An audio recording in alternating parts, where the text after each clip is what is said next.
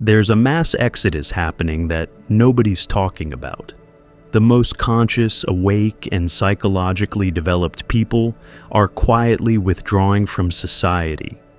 Not angrily, not dramatically, they're just disappearing, going off-grid, leaving social media, abandoning careers, ending relationships, choosing solitude over society.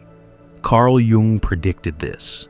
He called it the necessary withdrawal, when someone becomes so psychologically conscious that participating in collective unconsciousness becomes physically painful. Not metaphorically painful, actually, somatically, psychologically painful. I'm about to explain why Jung believed this disappearance isn't just inevitable for awakening people, it's essential. Why the more conscious you become, the less you can tolerate normal society. And why this isn't spiritual bypassing or escapism.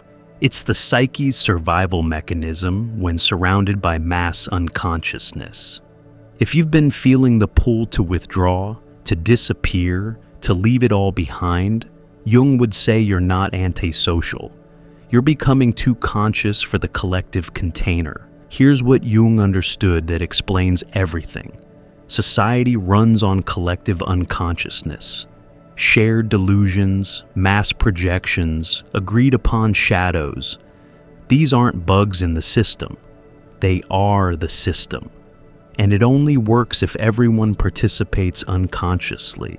The moment someone wakes up, really wakes up, not just intellectually but psychologically, they become a glitch in the matrix. They can see the projections everyone else is living. They recognize the shadows everyone's avoiding. They understand the games everyone's playing unconsciously. And once you see it, you can't unsee it. Jung experienced this personally. As his consciousness expanded, he found normal social interaction increasingly unbearable. Not because he was arrogant, but because he was awake in a room full of people talking in their sleep. Every conversation required him to pretend he didn't see what he saw, didn't know what he knew, didn't understand what was really happening beneath the surface. This is the curse of consciousness. You become psychologically alone, even when physically surrounded. You're speaking a different language, seeing different dimensions, operating from a different reality. And the effort required to bridge that gap, to constantly translate between your consciousness and collective unconsciousness, becomes exhausting. So the awakened start disappearing. Not because they hate society, but because staying in it requires them to betray their consciousness. Every day demands they pretend to be asleep. Every interaction requires they dim their light. Every relationship asks them to be less than they've become. And eventually, the psyche says, enough. Withdraw. Preserve your consciousness. Stop letting the collective unconscious drain what you've worked so hard to develop. Jung discovered that as you integrate your personal shadow, the collective shadow becomes unbearable to witness. You're watching an entire society projecting its darkness while denying it exists. When you've faced your own capacity for evil, watching others project theirs onto scapegoats becomes agonizing. When you've integrated your own darkness, seeing society's shadow projections, the other political party is evil. That group is the problem. Those people are what's wrong. Feels like watching a mass psychosis, because that's exactly what it is. Jung called this the burden of seeing. The awakened person sees that most social conflicts are just shadow projections. Wars are collective shadows clashing. Political divisions are mass projections. Social media's outrage is collective shadow material seeking targets. Once you see this, participating becomes impossible. You can't join the mob when you see it's hunting its own shadow. You can't pick sides when you understand both sides are projecting. You can't engage in collective blame when you recognize it as collective unconsciousness. So you withdraw, not from superiority, but from psychological necessity. One of Jung's students described it perfectly. I used to have strong political opinions. Then I integrated my shadow and saw that my opinions were just projections. Now, when I see political debates, I see two groups of people violently projecting their unconscious material at each other while calling it justice or truth. I can't participate anymore. It would be like joining a mass delusion. But here's what's really happening. The awakened aren't just seeing the collective shadow, they're feeling it. When you become conscious, you become energetically sensitive. Being around unconscious shadow projection feels like psychological violence. It's not judgment, it's genuine energetic incompatibility. Jung noticed this in his own life. After his individuation, being in crowds became almost unbearable. Not because he disliked people, but because he could feel the unconscious material swirling. The projections, repressions, shadows, all creating a psychological storm that only he seemed aware of. This is why awakened people disappear from social media first. It's a 24/7 shadow projection machine. Every scroll is an assault of unconscious material. Every comment section is a shadow boxing ring. For someone who's integrated their shadow, it's like being forced to watch people punch themselves while blaming others for the bruises. Jung's second insight: once you've individuated toward your authentic self, performing your persona becomes impossible, and society demands nothing but persona performance. Before awakening, you could play the social games unconsciously, smile when expected, say the right things, perform your role. But once you've touched your authentic self, that deeper truth beyond all masks, going back to persona performance feels like psychological death. Every social situation demands performance. The workplace persona, the family role, the social media identity, the acceptable opinions, the appropriate emotions. For someone still identified with their persona, this feels normal. For someone who's found their self, it feels like suffocation. Jung discovered this through personal experience. After his confrontation with the unconscious, he couldn't perform the proper Swiss psychiatrist anymore. He couldn't pretend to agree with collective opinions he saw through. He couldn't maintain relationships that required him to be false. So he withdrew to Bollingen, his tower by the lake, where he could be authentically himself. This isn't antisocial, it's pro-authentic.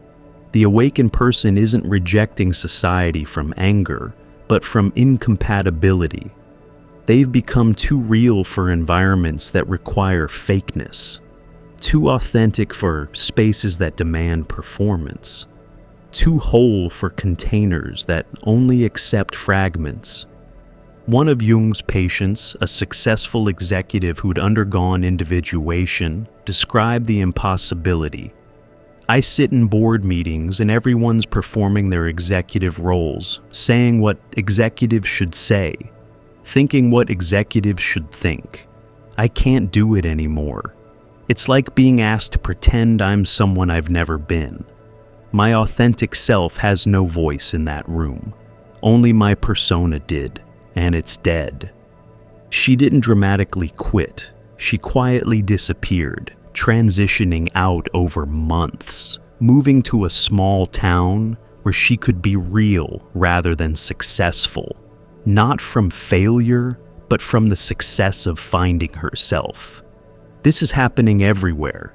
The awakened are leaving careers that require persona performance, ending relationships based on false selves, abandoning social circles that demand masks. They're not failing at society, they're succeeding at authenticity. And that success makes societal participation impossible. Here's what Jung understood energetically. Maintaining consciousness in an unconscious environment requires tremendous psychological energy. And awakened people are realizing it's not sustainable. Think about what the conscious person has to do in normal society. Constantly filter out unconscious projections. Maintain boundaries against energy vampires. Translate between depth and surface. Hold their frequency while surrounded by static. Process not just their own material, but the unconscious material everyone else is leaking. Jung called this psychological labor, the invisible work conscious people do just to exist in unconscious spaces. It's exhausting. Every interaction requires you to not react to projections, not absorb others' unconscious material, not get pulled into collective dramas, not match the unconscious frequency around you, not betray your truth to maintain harmony. For unconscious people, this isn't work. They're flowing with the collective current. For conscious people, it's like swimming upstream in a tsunami of unconsciousness. Eventually, you have to get out of the water or drown. Jung noticed that his most conscious patients would develop chronic fatigue, mysterious illnesses, depression, not from personal pathology, but from the exhaustion of maintaining consciousness in unconscious environments. The cure wasn't therapy, it was withdrawal from the environments draining them. One woman, a teacher who'd awakened through years of inner work, developed severe chronic fatigue. Medical tests showed nothing wrong. Through analysis with Jung, she realized she was expending massive energy maintaining her consciousness, while surrounded by unconscious colleagues and students all day. She wasn't sick, she was energetically depleted. When she left teaching and moved to a cabin in nature, her energy returned within weeks, not from rest, but from no longer having to maintain consciousness against the constant pressure of collective unconsciousness. This is why awakened people disappear to nature, to solitude, to small conscious communities, not to escape responsibility, but to preserve the consciousness they have worked so hard to develop. They understand that consciousness is precious and finite, and spending it on unconscious interactions is like pouring water into sand. The Jung identified this withdrawal as archetypal, the hermit phase that every individuating person must enter, not permanently, but necessarily. The psyche requires solitude to integrate what society would fragment. The hermit archetype isn't about misanthropy. It's about psychological necessity. When you're transforming at a fundamental level, you need space from influences that would pull you back to old patterns. You need silence to hear your inner voice. You need solitude to integrate without interference. Jung himself went through profound hermit phases. His years at Bollingen weren't vacation. They were psychological necessity. He needed distance from collective consciousness to develop individual consciousness. He needed separation from others' projections to understand his own depths. This is what's happening to awakening people now. They're not disappearing because they're weak or antisocial. They're following an archetypal pattern that individuation requires. The hermit phase is when the shadow integrates without social pressure to repress it. The self emerges without persona demands. Inner wisdom develops without outer noise. Psychological transformation completes without interruption. But here's what Jung emphasized. The hermit phase isn't escape, it's preparation. The awakened person withdraws not to abandon society, but to develop something society needs. They're gestating wisdom, integrating truth, becoming what Jung called aquarium fish, beings who've adapted to depths others can't reach. One of Jung's analysans, a philosopher, disappeared from academic life for 3 years. Everyone thought he'd had a breakdown. He'd had a breakthrough. In solitude, he integrated insights that would have been impossible while maintaining his academic persona.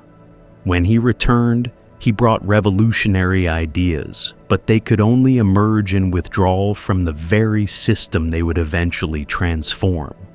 The hermit phase looks like disappearance, but it's actually deepening. The awakened person isn't running away. They're going deeper than society allows.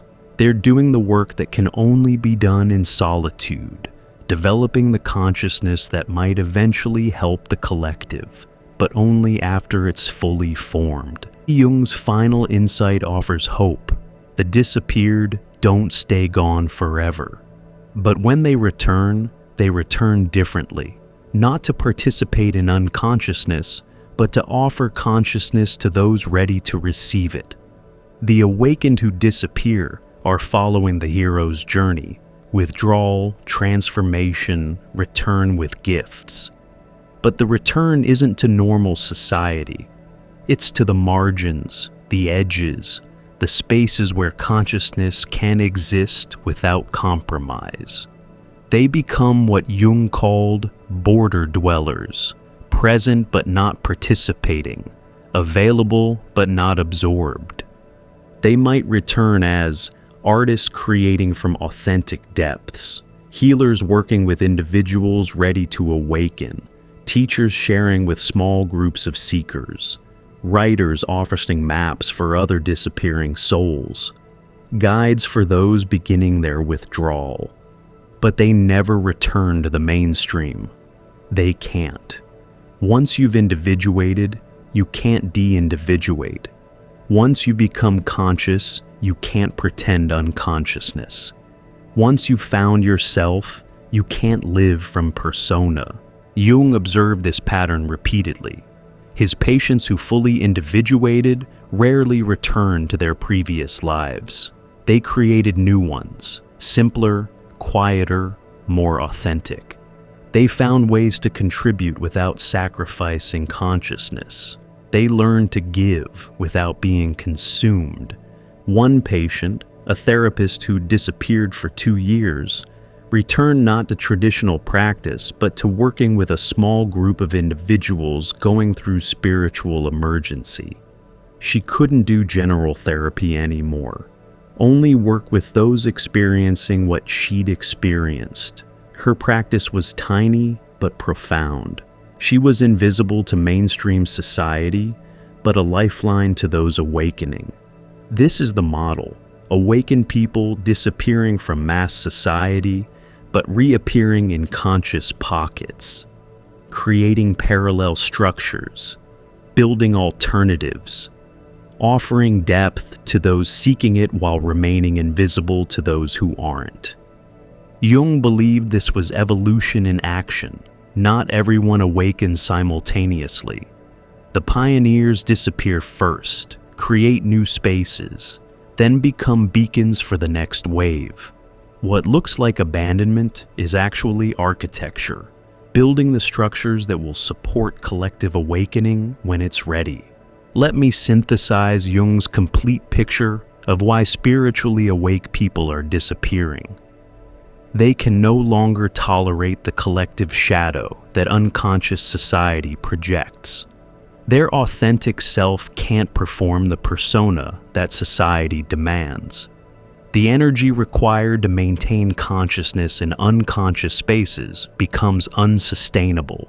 They enter the necessary hermit phase that individuation requires. They eventually return, but only to conscious edges, not unconscious centers. This disappearance isn't failure, it's evolution, not weakness, but wisdom, not abandonment, but archetypal necessity. The awakened are following a pattern as old as consciousness itself: withdraw, transform, return transformed. Society experiences this as loss, abandonment, even betrayal. Where did all the conscious people go? Why are the wisest voices getting quieter? Why are the awakened abandoning the collective when it needs them most? But Jung would say, they're not abandoning the collective. They're preparing something for it. In their withdrawal, they're developing what collective consciousness isn't ready for yet. In their disappearance, they're creating spaces for others to disappear to. In their silence, they're gestating words the collective can't yet hear. If you're feeling the pull to disappear, Jung would want you to know, this isn't spiritual bypassing or escapism. It's psychological necessity.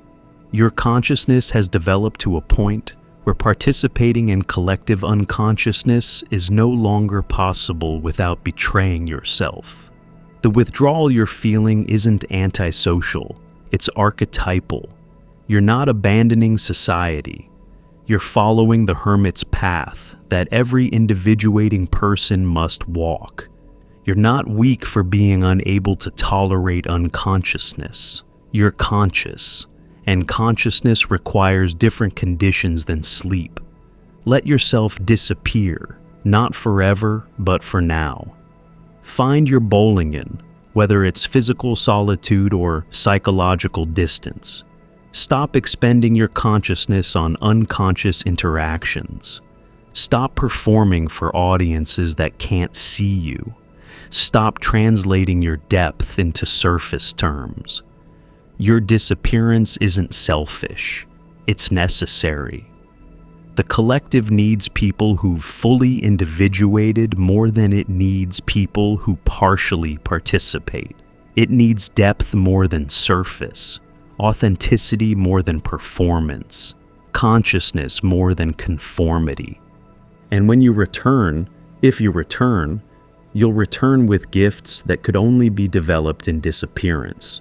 You'll offer what couldn't be offered while maintaining false belonging. You'll speak truths that couldn't be spoken while performing acceptance. The spiritually awake are disappearing because that's what awakening requires, not permanently, but necessarily. Not from hatred, but from love. Love of truth, consciousness, authenticity. Love that says, I must become whole, even if that means being alone. Jung would say, disappear consciously, withdraw with purpose. Use your hermit phase for integration, not isolation. And remember, your disappearance is preparing something. You're not leaving the collective. You're pioneering where it will eventually need to go.